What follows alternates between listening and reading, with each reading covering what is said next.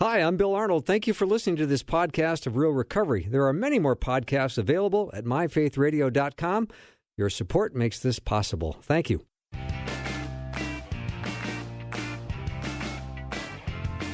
Welcome to Real Recovery. Thank you for joining us tonight. Bill Arnold on this side of the studio, and just across the way, George B. Fraser. Hello, George. Billy, how are you? I'm really good. I'm glad to be here with you tonight, and Ryan's at the board, so we're looking for a great show. We've got Andy Partington, who's written a book called Hope and Addiction. And let me just read something from his book, if I may, George. In the age of addiction, the heart of our calling is the call to proclaim the good news that through Jesus Christ, we can have a living relationship with the God, Father, Son, and Holy Spirit who transforms us from the inside out. I love that. That's all we need to talk about tonight. And then we're done. So what you been doing lately? Well, we should probably talk a little bit more and then bring Andy on. But definitely, I'm looking forward to hearing his story. It's pretty interesting. He went into rehab at a very young age, and we'll find out what he means by that when we bring him on. Johnny Carson, how young was he? Yeah, nobody gets that anymore. That's so right. What step did you want to talk about? What step did you prepare tonight? Well, as always, we talk about a step on Real Recovery because we understand the steps to be almost like calisthenics. They help keep you in shape, and they're all biblically based, and there's nothing to fear about the steps. Even if you've never been involved in an addiction like drugs or alcohol, by the very nature of you once living in a sinful lifestyle prior to becoming born again, you now are living in a different life, and you are a changed person, and you need to live differently, George. That was so well said. And really what they are is an opportunity to take what you read in the Bible, what you hear in church, and walk it out. I know for me that's always a hard problem. And, Bill, you told me one time when you speak, you always want to make sure that the audience has something to take home in a brown paper bag. Mm-hmm. And I was thinking, chocolate chip cookies would be nice, but you mean have something they can use. I want something that they're going to remember, something that they can retrieve and use and apply. Otherwise, why talk? Yeah. Yeah. So here we are with a talk show, George. So sounds like a shampoo. Do you rinse, lather, and repeat? Exactly. But I think one of the things that we can do is we hear something and go, gosh, that's so good. And then you forget it driving home from church or your Bible study or whatever. What I wanted to talk to everyone about tonight is step one, and we admit we're powerless over drugs and alcohol, and our life's unmanageable. We do a lot of stories on this show, God's story and people, about redemption, sanctification, forgiveness, and ultimately glorification. And what we really get focused on sometimes is the wonder of the stories and the dramatic turnaround. Let's not lose sight of what the whole show's about, and that's God. George, when you are in recovery rooms, and I know you've been going to recovery rooms for many, many years, 38 plus, right around there? Well, it's 39, but who'd quibble on that? That would be ego, edging God out. And, of course, I'm a bigger man than that. Good, okay. A while ago, maybe at 37 years I wasn't, but, I've gotten over it. Now I have a resentment, but go ahead. That's okay. Now I've forgotten the question I was going to ask after your little monologue. You were going to ask me at 38 years. Oh, yeah. Talk about the repetitiveness of going over the steps, because, we do a step every week, and I just want everyone to know why it's not repetitive. It's important to do it over and over and over. Yes, it's about walking out your faith. And it's not a course where you take it, check the box, and you're good to go. I always hear from people that they have to work their recovery program. And a good friend of mine, Jimmy T. from Myrtle Beach, says, no, that's wrong. You have to live it. And I think we can compartmentalize our lives like, Sunday we're in church. I'm always going to be there, and God willing, and Bible study. And I did my God stuff for the week, and now I can go back and be George. One of the gifts, if you have an addiction, is you're dying spiritually and ultimately physically, and you have a gift that you have to every day pick up your cross and deny yourself.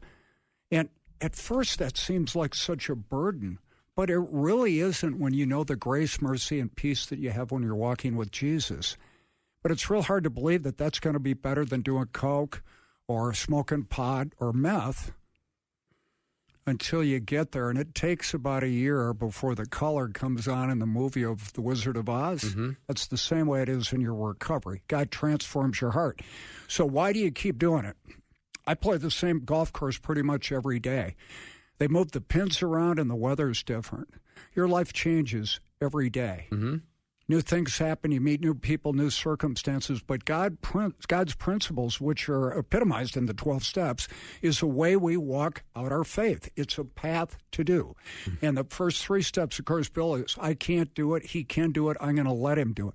So your addiction is really an outward manifestation of a defective heart condition, really called you want to be your own God, call your own shots. And we were made with God to have a relationship with him. So there's going to be a hole in your heart, in your gut, that it's never going to be good enough. And you can try to get new stuff and get a new job and new people in your life and money and new drugs. And it's never good enough because it's not supposed to be. Mm-hmm. You're always going to long for God.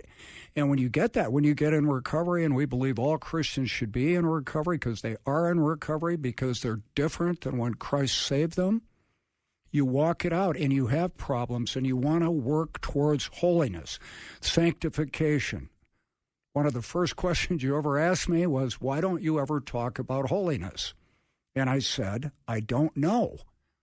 And I think for me and a lot of other people at that time, Billy, I had been sober a long time. I thought I was good to go. And we're either moving on, pressing towards the goal, as Paul wrote in Philippians, of holiness with Christ, or we're going backwards.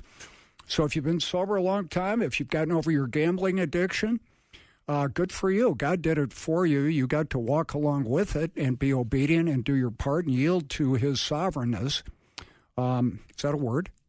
I believe it is. It is now. Okay. Mm-hmm. That's the word of the week right there with linoleum. Anyway, so what we're going to talk about is bending the knee and doing what God wants you to do. And for a lot of us, we do that by working the steps. Yeah. Where the world pulls away, and often with good reason, our Heavenly Father draws us close. And you might be wondering, how do you access this? And it's very simple. You follow Christ's call on your life. You give him your life. You surrender your addictions, your anxieties, your fears. Addiction is not a life sentence. You can give it to Christ and walk in freedom, because that's what the gift of salvation is, to free you from the enslavement to sin. And just like you say, George, in step 1, well, we are powerless over alcohol or drugs, and we can also just say powerless over sin, that our lives are unmanageable. It's not a life sentence, but it can be a death sentence. I know. So we've got Dr. Andy Partington coming up on the show. We're going to take a little break. You're listening to Real Recovery with Bill and George. If you're new to the program, you can learn more about us at myfaithradio.com. I hope you do, and I hope you can check out some of the other podcasts there. We're going to take a short break and be right back with Andy.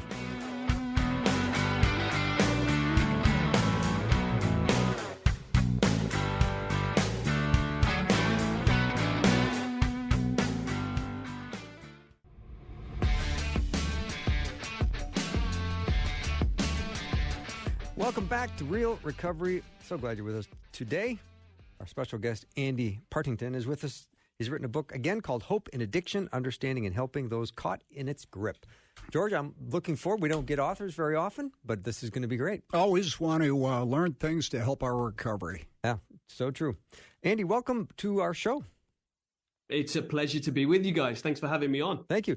Okay, now your book is interesting, and I love in chapter 1, or in the introduction, you talk about being raised in rehab. You did your first night in rehab at age 5, and then you didn't leave until you were 18, so you have some explaining to do.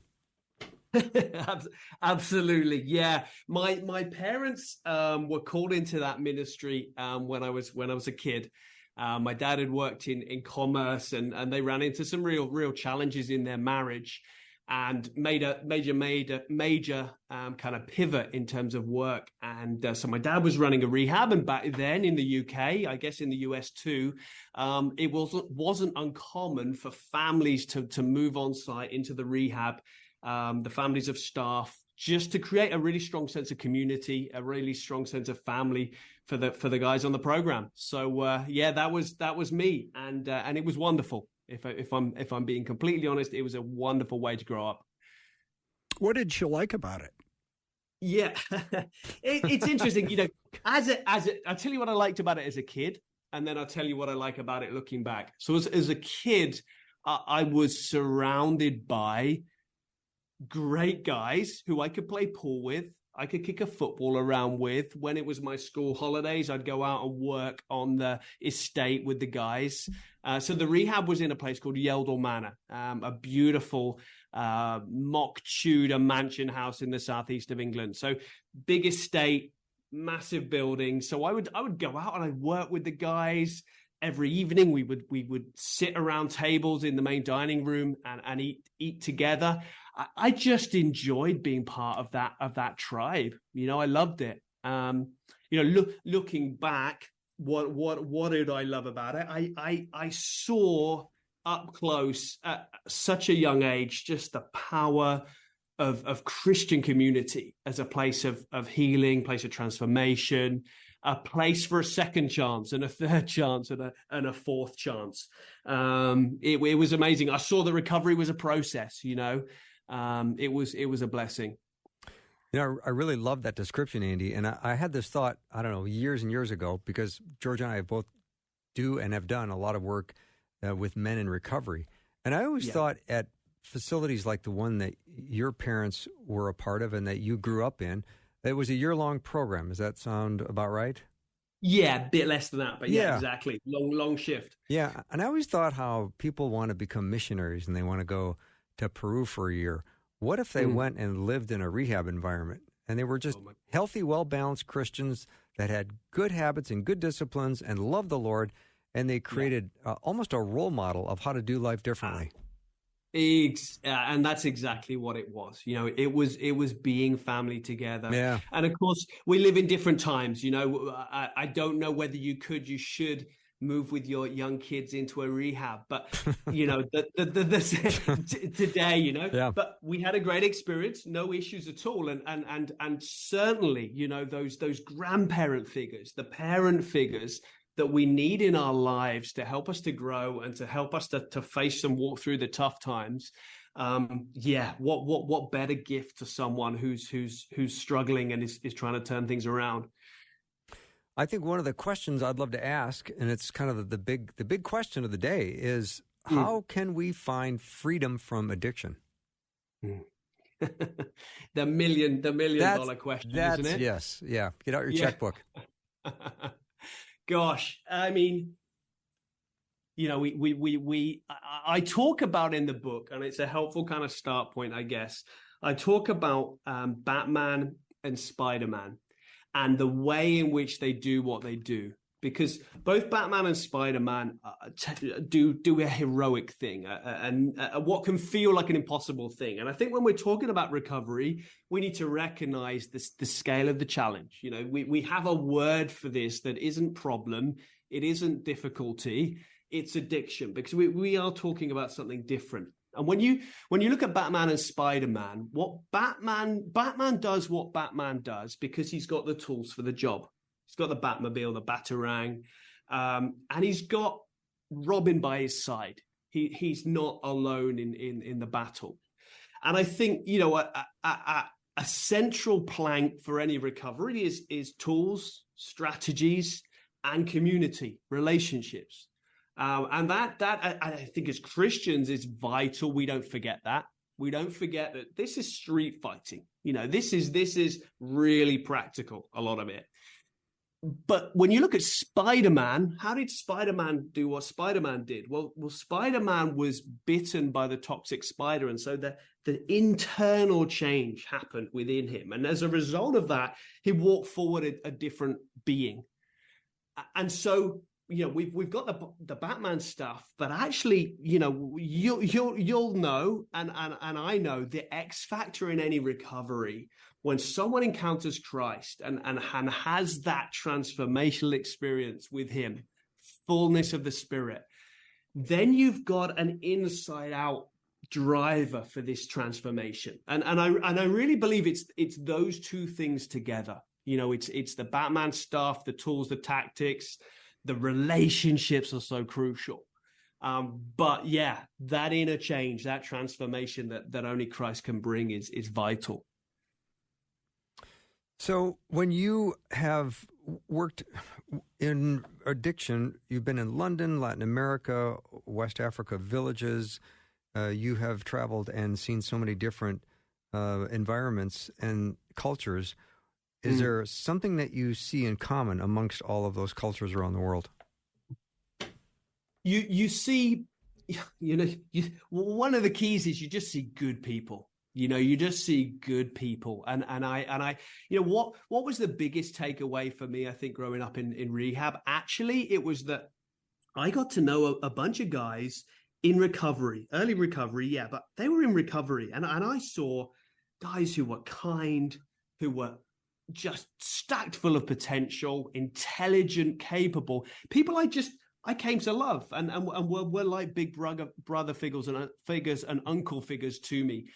And that's the truth. Wherever you go in the world, that's what you run into when you run into people in early recovery. And I think as a kid, I would then hear the stories of where the addiction had taken people and the challenges it had thrown in and the pain that they caused and the heartache that could very easily consume them.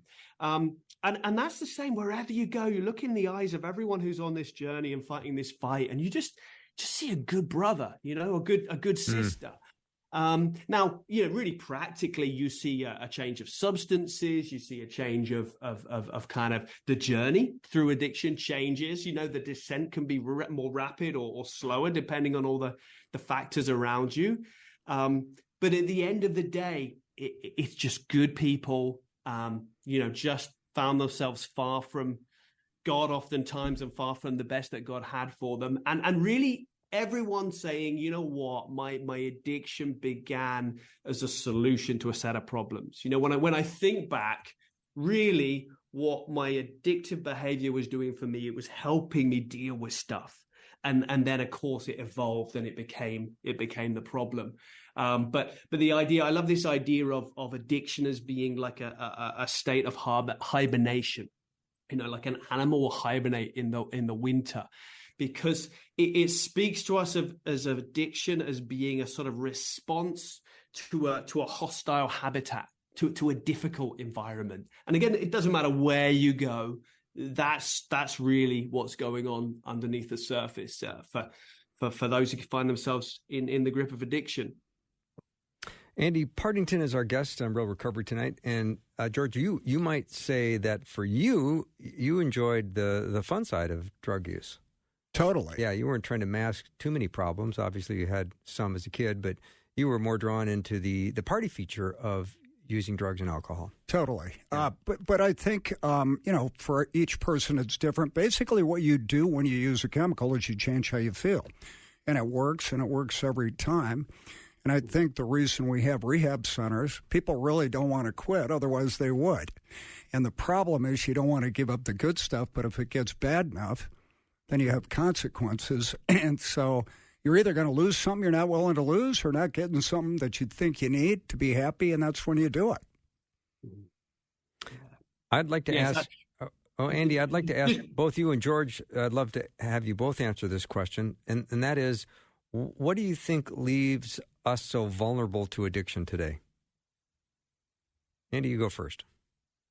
Yeah, I think because, and again, just to kick on from what George was saying, yeah, I think everyone I know who's dealt with addiction, it did a bunch of great things, and it was tremendously positive. It really was a positive in their lives for a time. But yeah, what's kind of peel back the layers of what's going on, and yeah, one of the things I sort of try to do in the book is talk about why are we seeing so much addiction today, and what are the drivers of that, and of course, access is a huge part of it. If you flood a market with a substance like oxycodone, you're going to have people get addicted. If you fill your pockets with machines that give you instant access to porn or to gambling or whatever, you're going to see a rise in addiction. But I think there are social drivers behind it as well. And I talk about hopelessness, a sense of emptiness, adverse childhood experiences, and just a generic sense of disconnection and loneliness that many people feel. And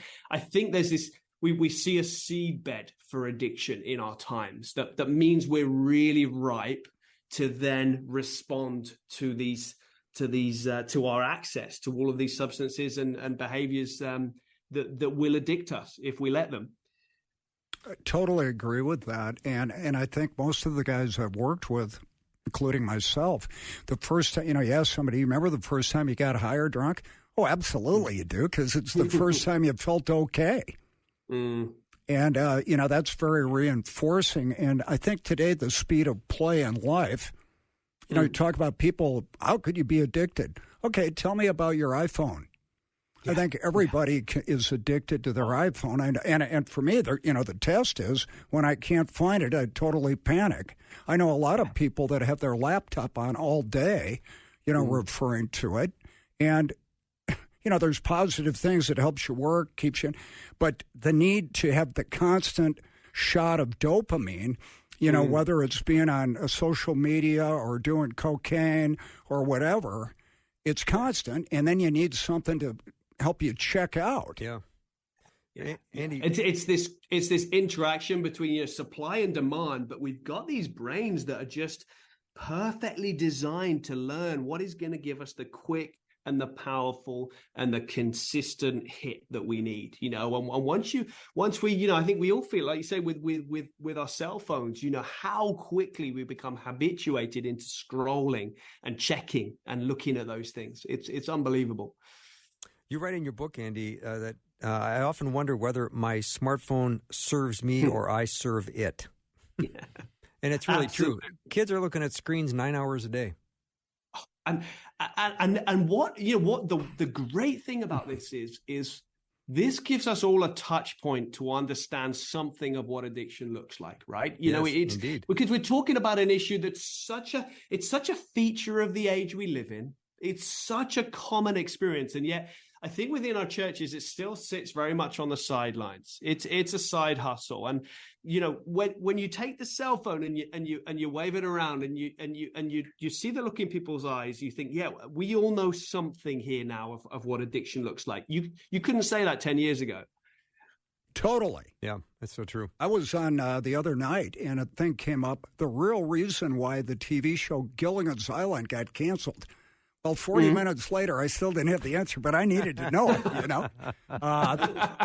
And you found out, didn't you? I didn't. Oh. It just kind of ended, and you must have been you're losing a lot of sleep, aren't you? I've been perseverating on it for 2 weeks. Yeah. That sounds about you, right, George? But that, yeah.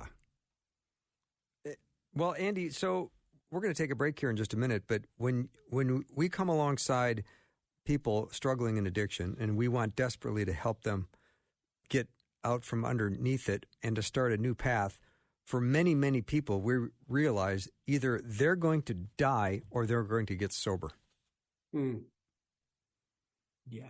absolutely. Absolutely. Knife-edge stuff, right? Absolutely knife-edge stuff. Mm-hmm. All right. Yeah, we're going to take a little break. We'll come back lots more with Andy Partington. He's written a book called Hope in Addiction, Understanding and Helping Those Caught in Its Grip. We'll be right back.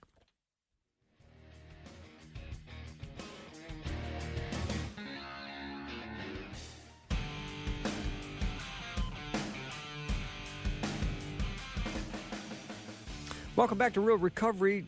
George and I have got Andy Partington as our guest tonight. He's written a book called Hope in Addiction, Understanding and Healing Those Caught in Its Grip. Andy, let's talk about recovery, and how do we understand recovery that it can be successful and lasting? And what advice would you have, and I'm saying this to you too, George, about someone that you love and care about who's struggling with sobriety? Andy, you first. Yeah. I think we've got to acknowledge this is and everyone knows this. It's a hard path. It's a narrow path. It's I think one of the most helpful phrases we can grip hold of, particularly when we're alongside someone who's in addiction, is this idea that no one can do it for you, but you can't do it alone. No one can do it for you, but you can't do it alone. And so as we come to recovery, I think that there's a couple of key elements that we need to look for, we need to stir up. One of them is that sense of community, that sense of relationship, and those need to be wisely handled so that they're productive, they're not damaging. But the relationships need to be in place. I think hope needs to be in place. And hope is both that desire for change and the belief that it's possible. The desire, we can help to stir that up, but at the end of the day, that's really hard as someone alongside someone in addiction to kind of make happen. But what we can do is be alongside to try to say, hey, look, here's a pathway. Here's how the way out might be possible for you. And I think there's a couple of elements to that journey out that we need to understand. The first one is that there's the actual hardwired relationship with the substance or the behavior that's got to be addressed. You know, this is hard to deal with because the brain gets onto these tram lines and it's just doing what it's doing. And so, you know, the way out of addiction, the way into recovery is very often going to require serious support, the right amount of time, some kind of safe space, some kind of protective environment, whether that's regular 12-step meetings, whether that's something residential, whatever it might be. There's going to be that working on the real, again, this street fighting against the actual direct relationship with whatever the habit might be. But underneath that, it's saying, okay, but what is the underlying driver? You know, let's try to make sense of why this thing got a grip in the first place. You know, what's the vulnerability? What's the pain that the addiction is kind of solving? What's the problem that the addiction is answering? And the route through is going to be different. You know, it's not simple. And I think as those who are alongside, there's got to be a real sense of recognizing what we can do and what we can't do to aid that recovery journey. Well said. I don't think that anybody gets sober without God, whether they acknowledge that or not. And for me, my experience has been that a lot of people don't. I'm a big fan of the 12 steps. My interpretation there, God as you understand him, is Jesus, because he is, by no other name are you saved. But something happens to where they're willing to look at it, usually consequences, that they're not willing to live with. And I think they have to be convicted by the Holy Spirit. Not only do they have a problem, but you talked about that there's hope. And I always try, Billy, with my guys to say, he who began a good work in you will be faithful to complete it. But you need to be around like-minded people. And I got off the phone today with a friend who's struggling. And I'm a Christian. I go to church, and I was a Christian before I got sober. But I think in the church community, we have a tendency to shoot our wounded. In recovery, we're welcoming with open arms. That was my experience. And I think the recovery rooms look like the early church did. And I think what they also do with hope is find other people that have walked the journey that you have, that God has helped them through it, so they're not terminally unique and they're not that unusual, and you find people that you can have community with, right? The old saying is addiction is isolation and recovery is community.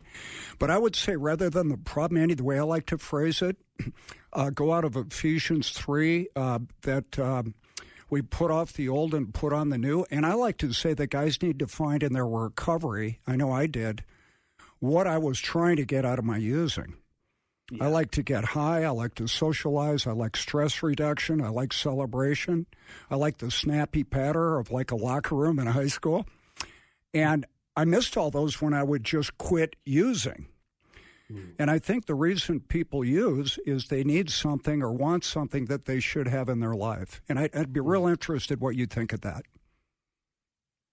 Yeah, no, 100%. You know, if you strip it back and you say, you know, the drivers of addiction, a sense of hopelessness, a sense of emptiness, adversity and stuff we're dealing with from early in life, a sense of disconnection. That community we're looking for has got to be delivering those things. You know, we've got to be finding the ideal of that fake that we were using. And all the more in those early days, right? Like it takes time for the benefits of recovery to start to roll out. And so in those early days, it's got to be immediate. It's got to be men in the trenches, women in the trenches with us. And that sense of tribe, I think for many, they talk about the early days of addiction being the draw as much as the experience itself was the community, was the sense of fellowship, the sense of being in something together with a group of others. And so in those early days, especially, we need that. We need brothers in arms. Andy Partington is our guest. Hope and Addiction is the name of his book, Understanding and Helping Those Caught in Its Grip. And Andy, you are quite the quotable writer. If I just can read a couple for George and the audience. Like the iris of the human eye, indeed, like any relationship, no two addictions are the same. And addiction is an intense, all-consuming, and ultimately toxic relationship. And this is one, George, I think you'll like. Addictive behaviors make life in a dark world tolerable until they don't. Yep. That's so true. So, Andy, let's talk about the role the church has in promoting recovery. How is the church doing in terms of coming alongside and helping people caught in an addiction? Yeah, it's every church is different, and I think one is wary of good answer. One is wary of casting aspersions, and I feel for churches because this is we all know when addiction's out of hand, it's hard and it's painful to get into the middle of that. So part of me understands why people kind of step back, but the truth is addiction, and we've talked about smartphones, we've talked about, we should talk about porn, we should talk about gambling, there's all this stuff that it's such a feature. We live in, firmly, I believe, an age of addiction, and it's one of the hallmarks of our times. And so as the church, I think we need to put this right in the center of our thinking, and not to try and pull it away from the fellowships, not to try and pull it away from Celebrate Recovery or the rehabs, but to really sort of reach out and to really connect ourselves in with all of those. I think there's stuff we can do internally that actually doesn't necessarily look sort of addiction recovery specific, but actually will help us too, because I'm firmly convinced what we don't need when we're fighting addiction is a superficial spirituality, superficial relationships, formalities, social environments. We're doing something serious, and I actually think in that there's a gift to the church as you engage with those in early recovery, as you come to understand what goes on in the 12-step fellowships. There's something we as the church at large have to learn from that. So I really see a sort of a really mutually beneficial relationship being just a kind of step across the room away from all of us. I know a lot of guys who haven't fought addiction but are weary of superficiality spiritually and relationally in church, and they kind of look across and see what goes on in a 12-step fellowship, and they want some of that. That's what they want. Yeah, the superficiality. I think we should lean into it, unpack it, and bless it right here. No, I think what you're saying is right. And we talk about on this show that all Christians are in recovery. Their behavior should be different. But I think a lot of times the best thing a church can do is let the recovery groups use your basement and give them a coffee machine. Because when you're fighting for your life, the good behavior and saying the right thing goes out the window. And there's a level of rigorous honesty that I have never found in church groups. And I think it would really help everything. But don't you think the early church kind of reflected the recovery groups? This is it, right? Like I don't think we'll ever, the gift of desperation is so vital to that vulnerability and that reality. But that's what I long for us as the broader church to just get a grip of that, because I think it does. We're all fighting for our lives. The enemy is after us all, and there's a gift that the recovery movement can be to the church that we're missing out on at the moment, and actually vice versa. There's a lot of people who I think, given half an opportunity, would love to sit around and have that level of honesty and reality that they see. They just need leading into it. Well said. Yeah, I like that. Thank you for that, Andy. Andy, what would you say to someone that says, I'm just fearful that my addiction is a life sentence? Mm. I'd say take the next step. Don't. I'd say, none of this is a life sentence before God. The power of His Spirit, all that was won on the cross. The enemy has been defeated. We can step into the victory in Christ, but the next step is into a 12-step meeting. It's into a therapy session. It's checking into rehab. It's talking to your pastor. It's something. God's bigger than your addiction, and God's bigger than the pain that drives your addiction. God's bigger than the shame that came from the first relapse and the second and the third and the fifth and God's bigger than all of those things. Mm-hmm. So good. We're going to take a little break, but before we go, Andy, George and I are kind of simple guys, and we're sitting there wondering, how good is your James Bond impression? Let's hear it. Hey, you want Sean Connery, don't you? Well, of course I do. Of course I do, but I just want to hear you do it. No, I can't do it. James Bond. No, you got the wrong guy. My son would do it for you, a treat. Yeah, your son would say, "My name is Bond, James Bond," right? James Bond. Yeah. There we go. Yeah. All right, we're talking. I'm not sure that was that good, to be honest. All right. Andy Partington is our guest. His book is Hope and Addiction, Understanding and Helping Those Caught in Its Grips. We'll be right back.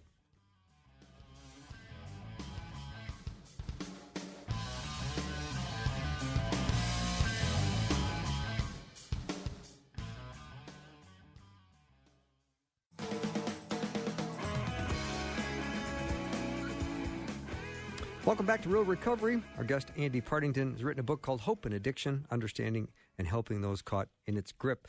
The recovery movement was onto something when they said that at the root of every addiction is an addiction to self. My will be done. And Andy, when you grew up in a recovery environment from ages 5 to 18, you saw a lot. And maybe the question I'd like you and George to talk about is, in recovery, what are you recovering from? Yeah, I think for me, there's these two levels, right? You're recovering from this toxic relationship we were talking about, where you've become so enmeshed with this behavior, and it's changed the way your brain works, and it's just gripped hold of you. So that's a real challenge. But underneath that, I firmly believe it's recovering from the underlying drivers of the addiction. It's working out, what was it that created the fertile seedbed in my life for becoming addicted. George? I'd go to an English lady, Cyndi Lauper. I just wanted to have fun, and the community, what she say, and that's really good. But I think this is such a gift that my drinking's a symptom of my self-centeredness, selfishness, and egocentrism. I want to be God in my life. And even though I've been sober a long time, when I sin, I'm choosing to do my will instead of God's because His isn't good enough for me. I'll ask George you this question, and Andy, I'd love you to respond as well. Small groups at church, would they be more effective if they looked like AA groups? George? Oh, totally. Okay. Be more interesting. We laugh more. I don't laugh a lot in church. Really? Yeah, they'd be amazing. We just got to work out how to unlock it. I think if we could just get 60-70% of that into our small groups, I think but we got to change the setting. We've got to come off the couches and we got to get onto plastic chairs. We've got to take up the carpet and we've got to get some lino flooring. Linoleum. There you go. We got to get maybe some cheaper coffee, and I think so often the small group vibe is a social vibe. It's social middle class kind of a thing. We need to strip it back and say this is a working group. We're here to do business with one another and with the Lord. I think someone's got to crack that code. I haven't read your book because the first time I see it is across the studio, and I'm going to swipe it from Bill and read it. But one of the things that I need help with, well, I need help with a lot of things, but we'll narrow it down here. I'm involved with a lot of addicts as friends and clients, and God convicted me about 20 years ago, well into sobriety, that by no other name are you saved. And I didn't want to be that guy. And my heart breaks that there's rooms full of people that have been sober 30, 40 years where God really did the work. And when they get their medallion, how did you do it, Steve? And I really don't think we do it. I think God does it for us, and how that breaks down is a mystery. But how can we communicate Jesus better to people where God, the unknown God, like Paul in Greece, has changed them, given them the desire to do it and the way to do it. 12 steps came from God, no question. And how do you communicate that in a loving, kind way? Because at the end of the day, at the judgment, a lot of my friends are going to go to hell.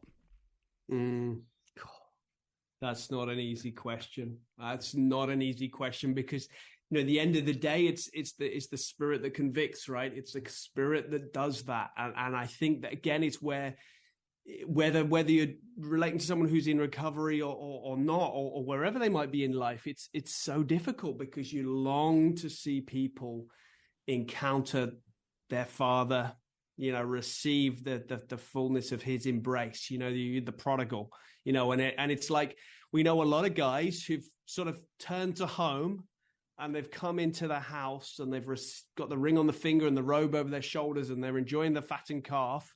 But those prodigals have come back and they've not experienced that embrace of the Father, which we know is just the eternal thing of value, the actual embrace of the Father, not the benefits of being in the Father's household. I wish I could answer that. I think we pray and we fast. Maybe we got to press in harder sometimes because there's things that only, we know from the Gospels, there's sometimes there's things that only come out with prayer and fasting. I was just talking to someone about that a couple of moments ago. And we model the grace and the Father heart of God to the best of our abilities. Yeah. Andy, I would love for you to talk about your work with Novo Communities. Am I pronouncing that correctly? So in Novo Communities, I was led the work of a rehab in the southeast of England, a place called Yeldon Manor. But prior to that, our family had lived and served in Bolivia, in a city called Santa Cruz down there. And I was pastoring the international church down there. But to work on my Spanish, I became involved with a home for street teenagers. So kids who'd grown up on the streets of the city and were in this residential home, being loved and cared for and educated, prepped for the future. I got involved and it stirred up all these resonances from my childhood of the power of Christian community as a place of healing and transformation. And where the Spirit works like no other. And long story short, having arrived in the UK and begun working at Yeldon Manor, really felt God calling us back to Bolivia to set up a residential home for adults in addiction, but with the idea longer term, which is really the phase we're stepping into now, of saying, how can we empower God's people in developing nations to create transformational communities that offer healing, wholeness, hope to folks in addiction? Because there's so many people doing heartfelt work out there.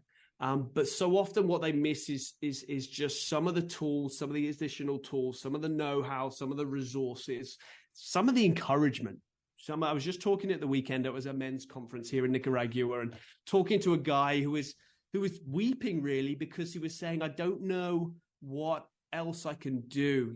Guys are coming into our rehab and they're leaving, and my heart breaks for them. And I think, is this my fault? What should I do differently? And so, as Novo, what our calling is to come alongside a guy like that and say, okay, how can we help you with program, with resources, with fellowship, in order that we see, real places of healing established all over the developing world. So that's what we do on Novo Communities. And then Novo Adventures is a partner to Novo Communities, and it's a motorcycle tourism business based in Bolivia that we use to generate income, or we aim to use to generate income for the ministry. Tell us more about that. That's interesting. Do you just rent motorcycles to tourists, and they pay you, and then that's how you generate revenue for the ministry?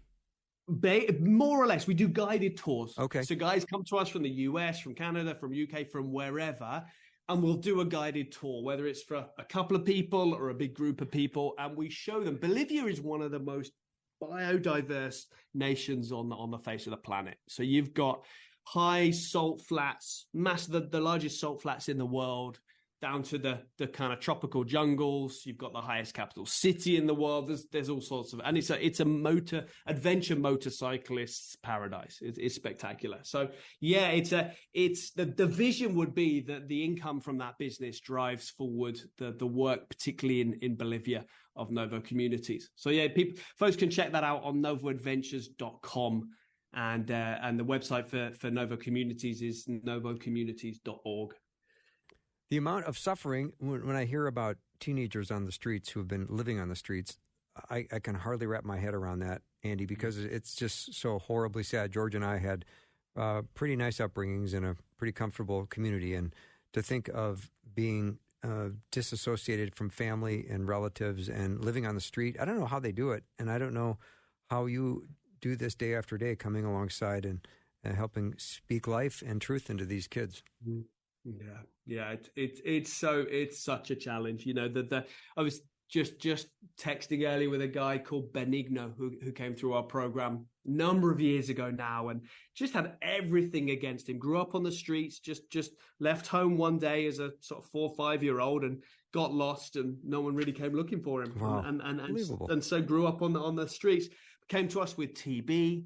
Came to us with, he's got severe learning disabilities, but by the grace of God, and not least through the love of a local fellowship down there in Bolivia, you know, Benigno's clean and sober, and he's enjoying life in a Christian community. Wow. So it is overwhelming, but the love of God and the power of the gospel is more overwhelming. That's the truth, and that's what you got to stay focused on. One of the things you do really well, I want to encourage you. The beginning was Superman and Batman, and I noticed in your endorsements of your book, John Eldredge, and the book, I think it was Wild at Heart or Wild Heart, about everything we do worship is, to me, communicated at my level a lot better than John Piper's Pleasures of God, where he talks about Christian hedonism, and I think a lot of it is how you present it. John Piper's not wrong in that everything a Christian does should be an act of worship and should be better because of Jesus. And Eldredge talks about camping as worship and hiking and all that. And for me, golf, working out, yoga, the whole bit. And you communicate that well to people that have the wrong ideas of Christianity. And my broadcast partner, Bill, always talks about guys, tell me about God. And they tell him, and he goes, you know, I wouldn't be able to worship that God either. Start reading the book of John. And you do that really well. So I want to encourage you. No, thank you. I appreciate that. That's an encouragement.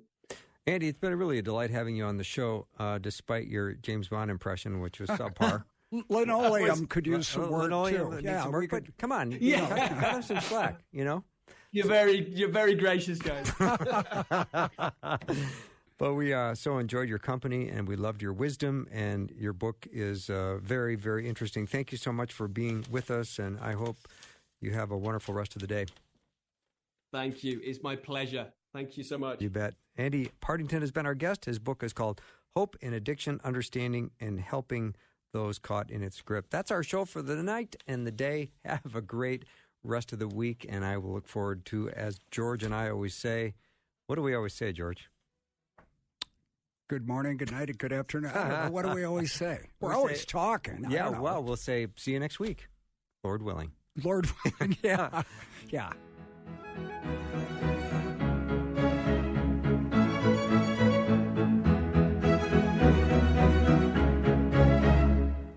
Thanks for listening. Programming like this is made available through your support. Information available at myfaithradio.com.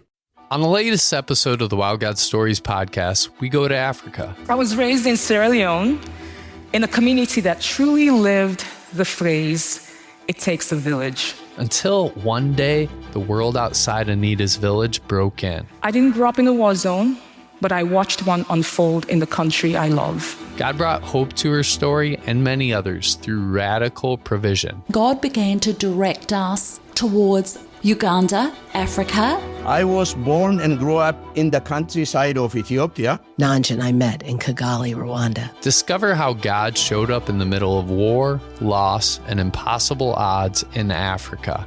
Stories that'll make you say, "Wow, God. Wow, God. Wow, God." Wow, God Stories. Wherever you get your podcasts.